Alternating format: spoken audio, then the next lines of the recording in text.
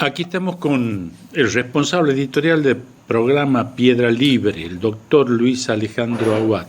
¿Qué tal, Alejandro? ¿Cómo te va? Hola, Enrique, ¿qué tal? Buenas a todos y a todas. Estamos tratando el tema del colonialismo, pero aparece el término colonialidad. ¿Qué significa esto? Se usan distintos términos para hablar de la situación en la que se encuentran los países que sufrieron el colonialismo moderno por parte de los países europeos.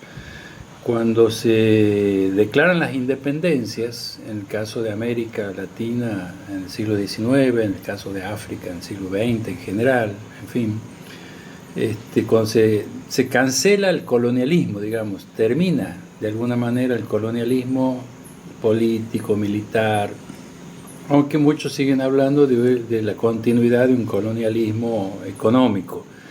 No obstante, en los últimos años, los intelectuales latinoamericanos y del sur en general, porque también de la India y de África, han empezado a usar el término colonialidad, sobre todo los latinoamericanos, a partir de Aníbal Quijano, del peruano Aníbal Quijano, para referirse a un estado de subordinación mental, a un estado de subordinación política por parte de los países que hasta el siglo XIX fueron colonizados. Es decir, se terminó la colonización, se terminó la colonia, pero no la situación que la colonia generó en los colonizados. Entonces se podría hablar de una mentalidad colonizada. Claro, pero también hay una colonialidad del poder en el sentido de que las decisiones siguen teniendo una subordinación respecto de centros financieros o políticos mundiales, una colonialidad del saber en el sentido de que nuestras ciencias, nuestros saberes siguen dependiendo de lo que se produce en cuanto a ciencia y a pensamiento en Europa o en el norte en general, y se menosprecia los saberes de nuestros pueblos. En ese sentido, se usan muchos términos. Bueno, colonialidad es uno de ellos. De todas maneras, da la impresión como que la colonialidad permea muchas dimensiones. O sea, penetra muchas dimensiones. Pero además, sobre todo, se refiere a un estado actual que permanece. Porque si uno habla de colonialismo, el colonialismo es un fenómeno de los siglos XVI, XVII, XVIII, y que ya no está. Entonces, en algún momento se habló de poscolonialismo. Hoy, más bien, o sea, poscolonialismo sería lo que viene después del colonialismo. Hoy más bien se tiende a hablar de descolonización, o sea, descolonizarnos porque seguimos colonizados mentalmente, políticamente, culturalmente.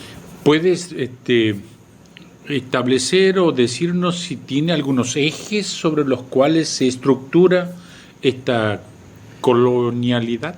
Y bueno, en general se ha hablado de la colonialidad del ser, del saber y del poder. Que podrían ser tomados como ejes, no los únicos, pero sí alrededor de los cuales se pueden estructurar casi todas las dimensiones de lo que somos, ¿no? La colonialidad del ser es una colonialidad, digamos, una subordinación más profunda, más ontológica, ¿no? La de querer ser como. ¿No está metido la idea de raza inferiorizando? Exactamente, la raza, la racialización, la discriminación racial, etc. La raza es un invento, el concepto de raza es un invento del colonialismo moderno. Antes del colonialismo moderno europeo no existía el concepto de raza como elemento jerarquizador entre los seres humanos. O sea, por supuesto que existían de diferentes fenotipos humanos. El negro, el aborigen, claro, el mulato. La raza como elemento incluso identificada con el color. y con un color, con 4 o 5 colores que también son como simplificaciones, porque no hay dos seres humanos con el mismo color. Digamos, eso es un fenómeno moderno, es un fenómeno del colonialismo europeo moderno que utiliza esas diferencias para justificar superioridades e inferioridades. O sea, que inventó el concepto de raza para establecer que los que no son blancos son inferiores. Exactamente, los que no son europeos en definitiva. En definitiva no son europeos.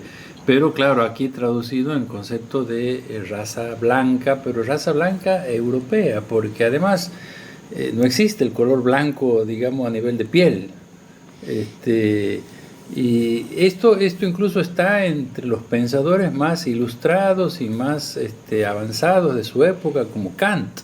Kant es el que hace esta clasificación de las razas como con diferencias de colores en su antropología filosófica. ¿Cómo se...? Después se justifica científicamente, entre comillas, o sea, después surgen un montón de tratados científicos y hasta el día de hoy pretendiendo justificar esas diferencias que se llaman de fenotipo de los seres humanos, que son absolutamente normales. No hay dos individuos de la misma especie que sean iguales o idénticos, y se utilizan esos caracteres, esos rasgos diferenciados para justificar jerarquías sociales. Esa es la cuestión. Ahora, ¿tiene que ver esto en el tema del capital y trabajo? ¿Se articula de alguna manera con el tema de la raza, en el sentido de que al blanco tiene derecho a tener un salario? Totalmente. El racismo fue utilizado como elemento justificador de la distribución desigual de tareas o de trabajos. Estaban los esclavos. Primero los esclavos, después los amos. Después, obreros y dueños o capitalistas. Terratenientes y gauchos. Metropolitanos y criollos. O sea, en distintos momentos de nuestra historia, esas diferencias establecían un arriba y un abajo, un superior y un inferior. Son en el fondo una distribución asimétrica, desigual, de las cargas, de las responsabilidades, del trabajo y de los beneficios. Y eso se justificó en gran parte por el racismo, ¿no?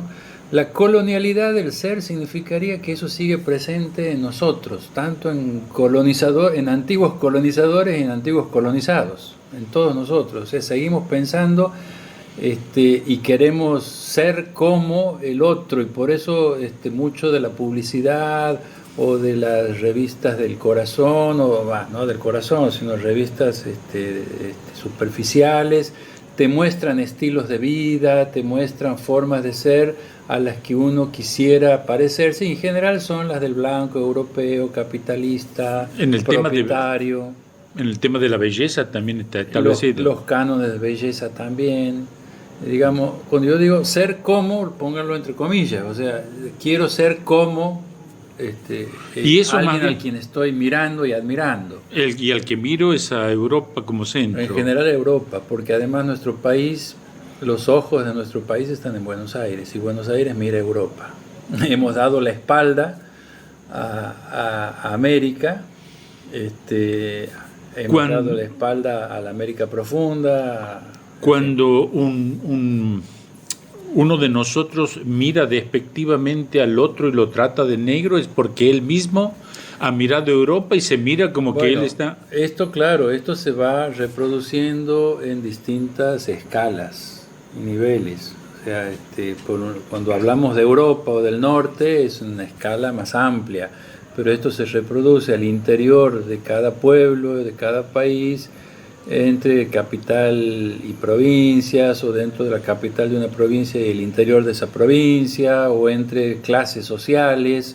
En fin, aquí la cuestión pasa por una jerarquización social que distribuye las distinciones entre las clases de acuerdo a criterios sin ninguna justificación, a criterios o raciales, de nacimiento, en fin, todo eso es la colonialidad del ser. Bien. justificada por la colonialidad del saber. El tema histórico, Europa estableció como que hay un estado primitivo, natural, y que de alguna manera el europeo es el que concluye con la civilización. Por lo tanto, todo lo que no es... Bueno, esa es la claro, esa es la visión de la historia construida magistralmente por otro de los grandes filósofos modernos, que es Hegel. Tanto Hegel como Kant son grandes filósofos que dieron conceptos y pensamientos tanto como para la colonización como para la emancipación, como todo gran pensador, ambiguo. Pero Hegel es el que construye esa visión de la historia. La historia humana tiene su culminación, su punto más alto en Europa y particularmente en Alemania, y particularmente en la Revolución Francesa y en Napoleón, en fin, o sea, hay distintas formas en las que Hegel va concretizando eso, y Hegel en sus lecciones sobre la historia de la filosofía habla de América como de una tierra no solo primitiva, sino de pueblos sin historia, o sea, pueblos prehistóricos, así nos consideraba Hegel en esos textos. Entonces, y esta imagen se traduce después en otros libros. Hay un libro famoso de otros dos autores europeos, de Poe y Buffon y de Poe, que hacen un libraco enorme, supuestamente científico, de comparación de las especies animales del Nuevo Mundo y las especies animales del Viejo Mundo. Y para darte un ejemplo, la llama es un camello disminuido, el puma es un león depotenciado, y así, o sea, comparando las especies animales del Nuevo Mundo con las del Viejo Mundo, que sería Europa, también los seres humanos, que en América eran, la visión que ellos construyen del ser humano americano era de un hombre más pequeño, inferior en todo sentido. Bueno, todo eso hace a la despotenciación, o sea, sin potencia, sin capacidades, y se lo justifica científicamente, y racialmente, y biológicamente. Por supuesto, todo esto es ideológico. Y en el tema de cultura, el tema de, por ejemplo, cuando uno lo trata al otro de ignorante y yo soy el culto y el civilizado, ¿tiene que ver ese pensamiento? Y esa es otra forma de colonialidad, ¿no? La de centrar la cultura en la propia, eso es el etnocentrismo, centrarse en la propia cultura, en los propios saberes, y considerar a los otros como, no solo como distintos, sino como inferiores. Ahí está el problema. Porque sí es cierto que hay distintas culturas y distintas formas de saberes, pero el problema es cuando se jerarquiza, poniendo a algunos como superior y otros inferior en base a mis criterios unilaterales. Porque es cierto que uno puede, o sea, tampoco nos vayamos al otro extremo del relativismo, de creer que todo da lo mismo. Por ejemplo, ahora que estamos esperando la vacuna, no es lo mismo el avance científico de una vacuna que la posibilidad de un saber medicinal que puede servirme para algunas cosas, pero quizás no para combatir un virus. Entonces hay jerarquías de saberes, pero lo que no hay son criterios compartidos, comunes o construidos comúnmente entre los distintos pueblos como para poder comparar y decir, bueno, esto sirve para tal cosa, esto sirve para tal otra. Lo que hay es un desprecio y un desperdicio de sabidurías ancestrales. Y en eso consiste la colonialidad del saber. Estudiar como universal solamente lo que viene del norte. Del norte me refiero a Europa, a Estados Unidos. ¿Alguna cosa actual así que pueda expresar la colonialidad? Bueno, aparte de todo lo que nosotros hemos hablado, por ejemplo, en el tema económico, el tema de finanzas, financiarización. Y bueno, uno lee las opiniones que te sacan todos los días los medios de los gurúes económicos y no hacen más que repetir teorías importadas que pueden haber sido válidas en algún momento para otro lugar, pero que no sé, digamos, hay una pereza mental ahí por pensar a partir de la propia experiencia, a partir de la propia situación. O sea, lo que se llaman ortodoxos en última instancia. Sí, no me quiero referir solo a los economistas. Ajá. O sea, esto pasa en todos los saberes. O sea, hay una pereza colonizada, hay una pereza mental que favorece la colonialidad del saber, que es la de repetir lo que leemos y lo que importamos, simplemente porque viene de allá. Eso se puede entender como cuando en los programas de televisión de opinión, yo lo asumo como que eso tiene jerarquía y por lo tanto lo repito. Y cuando uno plantea algo desde lo propio, bueno, a lo sumo puede ser considerado con cierta condescendencia como algo típico, de color local, folclórico, exótico, pero que no está en el mismo nivel de universalidad que las teorías económicas, filosóficas o científicas que se producen afuera. Bien. Y sin embargo tenemos ejemplos permanentes de la enorme producción teórica, experimental, científica y técnica que hacen nuestros investigadores y nuestros pensadores. Diríamos con otra visión, con una visión mucho más autóctona. Claro, ¿no? O por lo menos partiendo de las experiencias propias y de lo que hay y de los problemas que hay que resolver aquí. O sea, el gran problema es importar teorías para aplicarlas sin importar cuál sea la realidad. Y el problema es pensar a partir de la propia realidad, a partir de los propios problemas, que siempre son diferentes según las circunstancias y los lugares. Muy bien. ¿Algo más que quieras agregar? Yo creo que para superar la colonialidad del saber, del ser y del poder, hay que darle más espacio, más importancia al espacio, al lugar desde donde se piensa. Es lo que yo he venido llamando la situación, la situacionalidad. El lugar desde donde se piensa es una perspectiva que te cambia todo. Ese es lo que vos llamas el pensar situado. Pensar situado. Pensar desde aquí, es un desde. Que no significa pensar esto nada más, pensar Santiago del Estero y encerrarme en Santiago del Estero y nada más. No, puedes pensar el mundo. Puedes pensar el mundo, el asunto es que seas consciente desde dónde lo miras, desde dónde lo piensas. Y eso marca un contenido y una valoración y un compromiso que cambia totalmente. ¿No te da la impresión que hay que hacer como una especie de ascesis para hacer esto? De purificación de toda la mentalidad. Bueno, hay que descolonizarse, hay que desprenderse de las imágenes que nos han asignado, hay que desprenderse de los lugares asignados, de las marcas con las cuales nos han marcado como proveedores de materia prima, subordinados, inferiores, exóticos, salvajes, naturales. Fíjate vos cuál es la imagen que tienen de América Latina a nivel de turismo, cuando se quiere promocionar el turismo en otros lados. Y es el mundo salvaje, el mundo exótico, la naturaleza, que por ahí puede servir como marketing para atraer turistas, pero otra cosa es que nos identifiquemos con esa marca asignada por intereses económicos. Somos mucho más que eso. Bien. Muchísimas gracias, Alejandro.